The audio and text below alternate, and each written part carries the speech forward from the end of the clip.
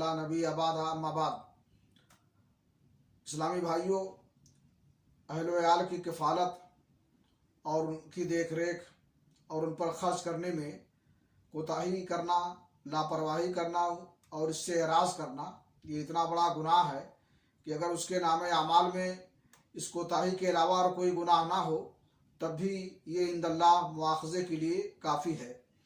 सुनन नबी दाऊद की रवायत है, अल्लाह के रसूल जनाब मोहम्मद रसूलुल्लाह सल्लल्लाहु अलैहि वसल्लम ने फरमाया, कफ़ा बिल मरइ इस्मन अन युज़य्या मन यक़ूत।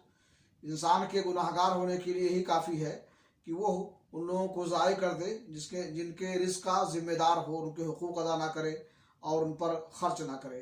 अल्लाह रब्बुल आलमीन से दुआ है कि अल्लाह ताला हमें तौफ़ीक़ बख्शे कि हम अल्लाह रब्बुल आलमीन का भी हक़ अदा करें और उसके साथ साथ उन लोगों का भी हक़ अदा करें जिनके अखराजात के हम ज़िम्मेदार हैं। व आखिर दवाना अल्हम्दुलिल्लाहि रब्बिल आलमीन।